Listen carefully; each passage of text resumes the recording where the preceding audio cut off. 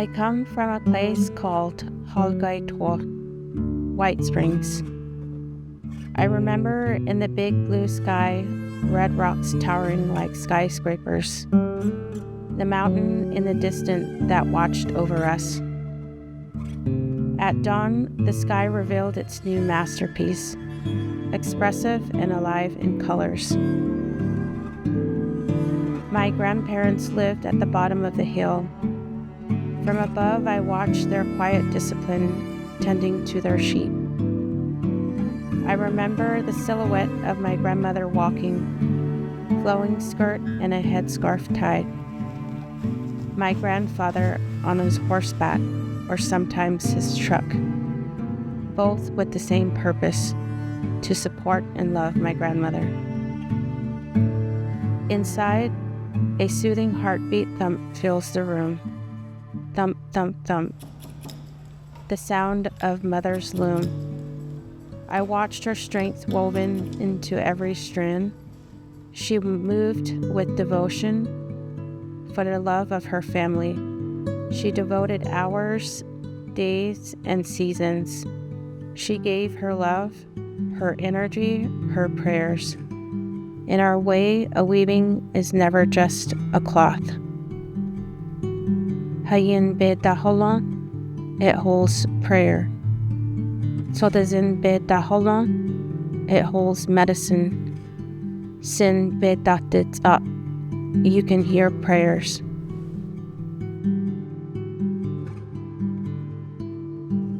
She'e Tasheena Little Ben Yanashia, Lasha Nishna, Kia Ani Bashashin, Twadachini Dashache, Batani Dashanella. When I was weaving from a young child, you don't really think too much of it. It's just basically like a chore. And so going back into weaving in my adulthood, it was a completely different experience, only because I was seeking healing. Going through a lot of traumatic events throughout my whole life that were never processed, developing PTSD to depression and anxiety, and I really was seeking healing. I've always known where I come from and the teachings that comes with our culture and how my grandparents grew up, and I knew that would be the place to go. And I had just felt this inner calling to go back into weaving. I craved it. I wanted to go back to it. The piece that I first created when I got back into weaving, that piece is my coming back to my culture, and that piece was created with my mom. She helped me with it. I didn't have any patience. I almost gave up halfway through. I was like, this is not for me. But she just kept pushing me, you've already gone halfway, just keep going, just keep going, just keep going. And she was like, weaving is just like life. You may think you have it all planned out. You may have these expectations of how you want things to be, but she's like, that's not how life goes. There is going to be mistakes along the way, but it's okay. You work around them and you just keep going and you fix it, or you leave it there so that way you know where you made your mistakes. So you're not going to make that mistake again. Those type of teaching, I would listen to her as she was weaving and telling me all these things. When you are weaving, you're sitting with yourself, you're sitting with your thoughts, you're learning about yourself, basically. It takes time, it takes patience, it takes endurance, it takes being disciplined with your thoughts, disciplined with your actions, and being intentional. In our modern world, we don't really think that our words are prayers. We don't think of it that way. We just think that it's this whole ritual, But we're living in the ritual right now. And that is what we were taught, it was interwoven into the blanket. So you should always be careful what you're thinking as you're weaving. You don't want to transfer anything negative to the receiver of the person that's receiving the weaving. I had to go back into weaving to teach myself and have my own weaving journey and what I'm gaining from this weaving, and how am I going to translate that and then continue it on and teach my children and my family and my nieces. Growing up on the res and watching my Nella son, my Nella team, and how they lived their life, and she was dedicated to her sheep. She wanted to be there every single day to make sure that they were just cared for. Those type of things that I took in as those are intentional. Those are, actions that we take to have a good day.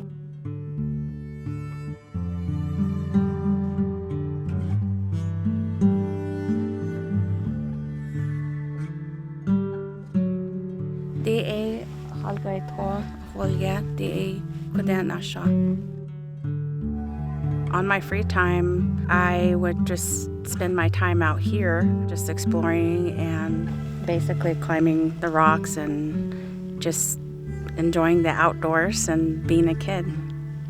My late grandpa, my Nale Hustin, one of my best memories was if we were out here, you can find him out here as well, just randomly on his horse or on his truck.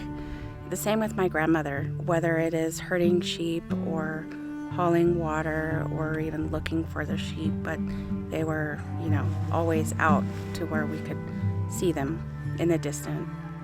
I remember my brother bringing up that subject, and he said, my grandmother, he remembered her saying, just whispering a prayer over the food as she's preparing it. And from that, as an adult, I understood that as anything that we're creating, anything we're preparing with our hands, we are transferring our prayers, we're transferring our energy into it. So we want to spread that to anyone that is eating the food. So I feel like that's what she taught me. We left because it wasn't working out here with our family situation, and my parents got divorced, and so my mom felt like it was, a new start for us to go to the city. So it took me a really long time, even into my adulthood, that it was never my intention to move back, and I didn't really visit that often because of the pain that I still carried on the res. So it was just something that I wasn't ready to deal with. And so when COVID hit, that was when I made that decision that it was time to go home. And I did. And, I turned something negative into a positive, and it's almost like rewriting this story and creating more positive moments here. So now I want to give back to the community. I want to keep the culture alive. When I came back, I got back into weaving, and I also wanted to go back into the process of how it was done by my ancestors, and that is, cleaning the wool, carding, processing your own yarn, also learning how to dye with the herbs that are in our surroundings, and learning how to identify plants.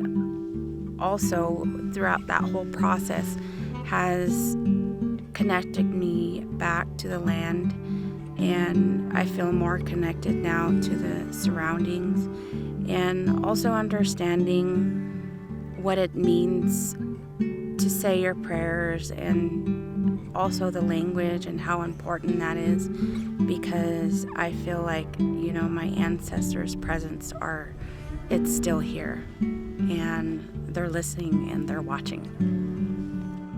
Going back to the origin of weaving and how it was taught, it was to live with the land and know how to use the elements that you're surrounded with, and creating something beautiful from nothing. To me, it's a practice as well to acknowledge that part about yourself, that songs and prayers go into weavings, and every day we say prayers with what we speak. And also it comes from inside, your intentions, your feelings, and how you feel that day, and like what you're putting into your prayers and songs. One time I really took the time to really sit and acknowledge who my ancestors are by each clan. You're made up of both male and female energies, so that's one really cool thing that I feel like I recognize, that when I say who I am, I'm acknowledging my mother, which is my female side, and then my father, which is my male side, and then so forth with my grandparents. Like my mom taught me, know who you are and stay strong in who you are. And that's why I feel like knowing your clan is very important. Also, understanding, the feminine energy of creating as well. Giving birth to life is one thing. And even also when you are creating, like when you are weaving, my mom taught me that, that also has life in itself. You're giving birth to art, basically, an artwork, starting from, beginning to the end.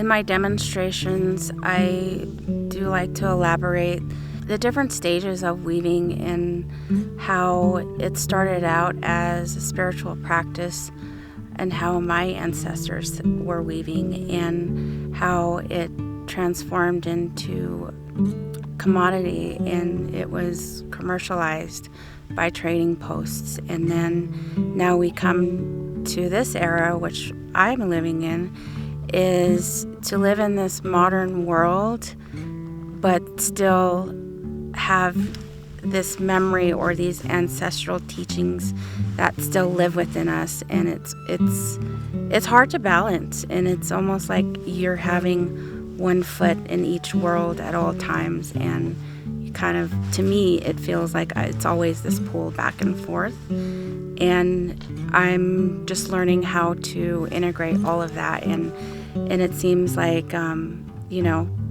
the way to do that is to be a contemporary weaver and make it my own.